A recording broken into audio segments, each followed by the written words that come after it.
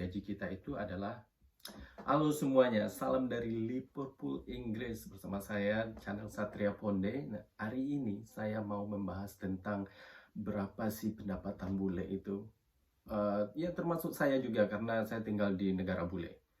Orang bilang bule itu orang kaya, mereka traveling kemana-mana aja, uangnya banyak, gajinya besar, sampai-sampai ke pelosok Indonesia juga pernah bule kan, saya pernah bawa Daniel ke pelosok Indonesia, dan mereka pikir, nah ini gajinya gede, pastilah ya, karena semua itu butuh biaya. Apakah itu benar? Nah, saya akan membongkar rahasia itu. Berapa sih pendapatan bule, berapa uang pengeluarannya. Bagi kalian yang baru bergabung dengan channel saya, selamat datang dan semoga kalian tertarik dan mungkin kalian bisa subscribe juga, dan semoga juga semua informasi yang saya sharing dapat bermanfaat bagi kalian. Karena channel saya ini saya usahakan berdasarkan fakta, berdasarkan kenyataannya. Jadi nggak ada yang namanya saya hanya ingin membawa kalian untuk menonton saya aja terus bicara nonsense, bicara bullshit. No, saya akan berbicara tentang sebenarnya. Oke? Sekarang kita bahas gaji dulu. Di setiap negara kita punya UMR. Begitu juga di Eropa, di Inggris. Tapi di Inggris, beda dengan di Indonesia, kita mempunyai gaji berdasarkan per jam. Jadi 1 jam itu setiap pengusaha, setiap bisnis harus menggaji karyawannya itu 8 pounds 72 pence atau berkisar sekitar 160.000 per jam. Dan untuk yang full time minimal perusahaan harus mengasih kontrak 36 jam 50 menit atau 36,5 jam per minggu. Nah, berapa nanti penghasilannya mereka per bulan? Nanti kita akan bahas. Kehidupan di Eropa lumayan berbeda dengan di Indonesia, karena di sini setiap orang itu dihargai bukan karena berapa banyak gaji kalian, berapa banyak harta kalian, seberapa tinggi juga kuliah kalian. No, di sini tidak berlaku, terutama di negara-negara maju bagian barat Eropa. Tapi kalau kalian ke Polandia, ke Hungaria, atau ke Romania, nah mereka masih memandang lu bawa mobil apa sih, nah terus kerjaan lu apa sih, manajer nggak atau direktur. Nah, kalau di Belanda, di Prancis, atau di Inggris, atau di negara bagian barat ya sus, mereka nggak peduli, karena bagi mereka adalah kerja adalah sebuah pilihan. Jadi mereka itu kadang mereka dapat promosi jadi direktur, tapi mereka nggak mau karena nggak sesuai dengan lifestyle kehidupan mereka. Nah, nggak sama kan kebanyakan kita di Indonesia, kita pengen jadi manajer, kita pengen gaji yang gede, ya kan? Tapi di negara-negara maju di bagian Eropa Barat ya, Eropa Barat itu tidak harus. Oke, sebelum kita membahas tentang gaji berapa kayak itu, nah kita akan membahas tentang biaya dulu. Ini adalah standar biaya di Inggris, yaitu ada 3 kategori yang saya pilih. Yang pertama, seseorang atau bule atau saya yang punya rumah, kemudian yang kos, kemudian yang tinggal di apartemen. Berapakah biayanya mereka? Semua rincian biaya ini berdasarkan pound sterling dulu, nanti kita akan transfer ke Indonesia itu berapa. Oke, sekarang kita masuk ke biaya guys. Jadi di Inggris ini, mayoritas di Eropa ada yang tinggal di rumah, baik itu rumah pribadi, kemudian kos, dan apartemen. Ada 10 biaya pokok yang harus biasanya dikeluarkan. Itu pertama tempat tinggal.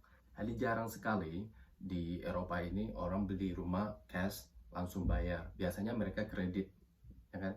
Jadi jarang sekali di sini beli tanah terus bangun rumah kayak kita di kampung ya.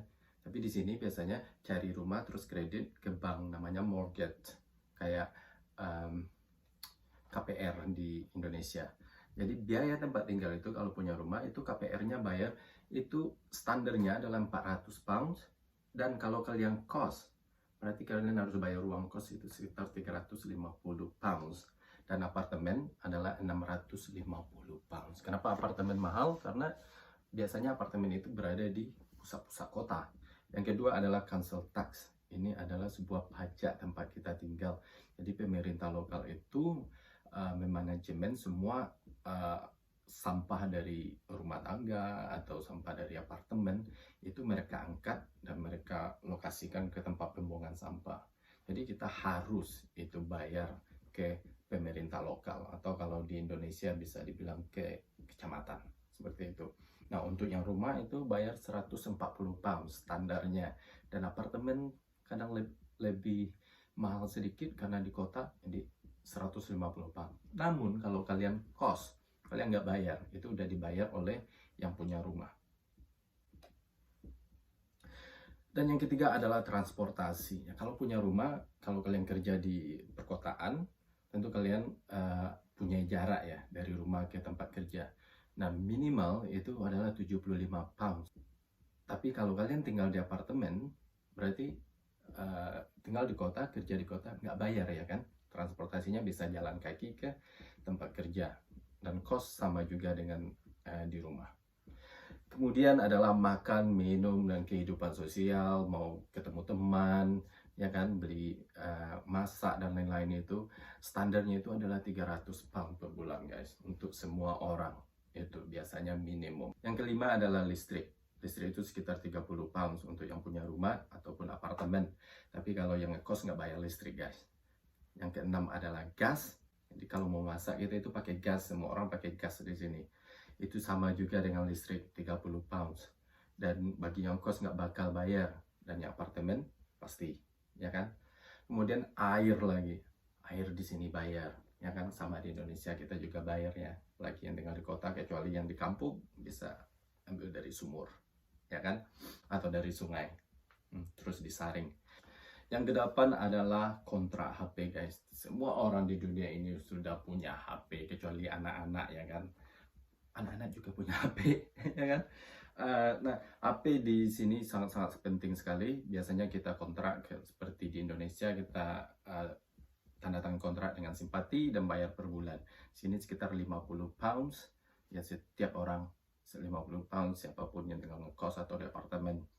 Nah, yang kesembilan adalah wifi. Wifi juga sangat penting guys, apalagi di apartemen atau di rumah. Tapi kalau yang ngekos mereka nggak bayar. Nah, wifi itu sekitar 30 pounds juga. Yang terakhir adalah yang ke-10, TV. Jadi kalau kalian di sini, kalian harus punya SIM untuk nyalain TV kalian. Kalau nggak, mereka akan datang dan kasih kalian denda kalau nggak ada SIM. Jadi bayar SIM itu per bulan adalah 15 pound. Ya nggak seperti Indonesia, beli TV langsung nonton, nggak bayar-bayar, nggak apa-apa, kecuali pakai TV cable. Di sini mau pakai TV cable, mau ditonton, mau kagak lo, kalau ada TV di rumah, mau di apartemen, harus bayar per bulan. Tapi kalau punya 5 TV, bayarnya tetap satu aja, jadi 15 pound per bulan. Nah, kalau kalian kos, kalian nggak bayar, ya kan, karena yang bayar adalah yang punya rumah. Lagi-lagi. Nah, itulah ke-10-nya guys. Kemudian kita punya yang ekstra. Nah, ini adalah sebuah pilihan kalau kalian punya mobil. Di sini minyak 1 liter itu adalah 1 pound 10 sen. Itu sekitar 22.000 rupiah per liter. Kemudian ada pajak jalannya juga buat mobil. Kemudian ada juga asuransi, harus pakai asuransi. Nah, pajak jalan itu sekitar 50 pounds. Kemudian asuransi 75 pounds per bulan. Kemudian ada perawatan. Nah, perawatan ini walaupun mobil kalian harus rawat. Nah, itu harus di sini. Kalau enggak, mereka bakal denda kalian atau masuk penjara. Kalian pakai mobil harus kalian rawat. Tidak ada kata enggak, lo nggak punya uang ya nggak usah pakai mobil. Nah, itu perawatan itu ya bayar ke pemerintah juga. Itu 5 pounds per bulan. Yang paling berbahaya adalah rokok. Bagi kalian yang perokok, di sini adalah rokok mahal sekali. Pajaknya itu sampai 500%. Nah, satu bungkus rokok itu rata-rata semuanya itu harganya 10 pound, sekitar 200.000, you know. Jadi satu bulan itu udah menyampai 300 pounds.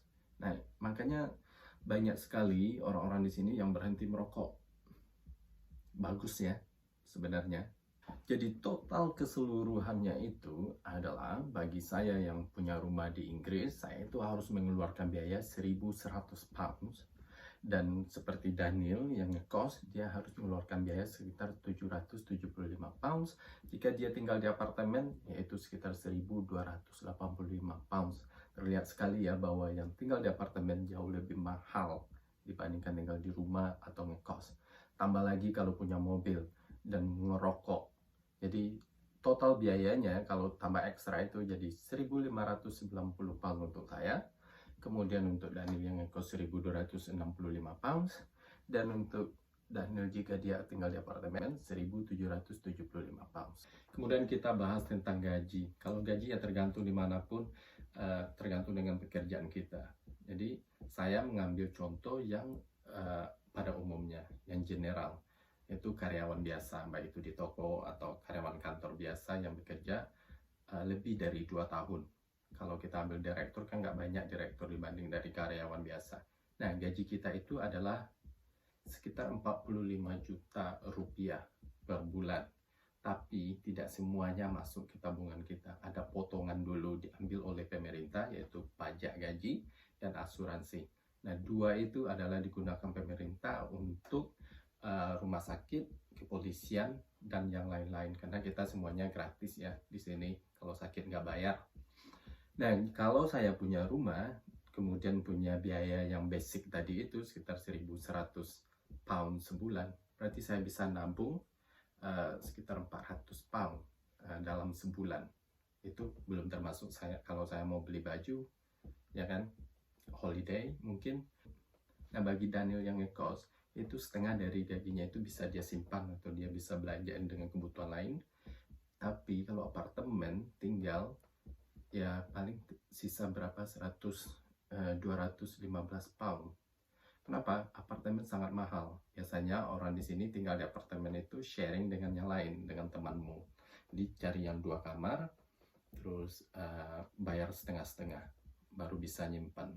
Tapi kalau kalian mau sharing, biasanya di sini banyak yang ingin hidup individual. Nah, kalau saya punya mobil, terus saya punya merokok juga, tambahlah riwayat saya. Jadi saya minus 90 pounds sebulan. Tapi kalau Daniel masih bisa tersimpan karena dia tadi ngekos. Nah, kalau tinggal di apartemen makin parah lagi sayanya kan, minus 275 pounds. Bukan ideal. Jadi begitulah guys.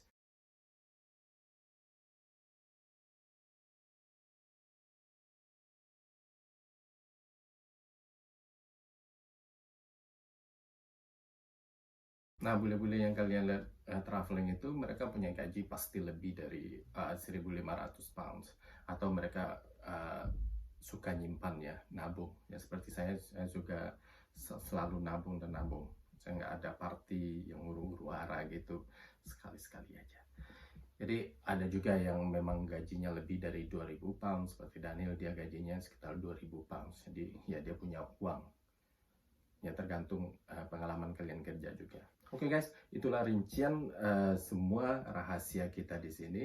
Berapa uang masuk dan uang keluar kita, bagaimana kita bisa nyimpan uang, dan lain-lainnya. Terima kasih sudah nonton, semoga bermanfaat. Oke, thank you, bye-bye.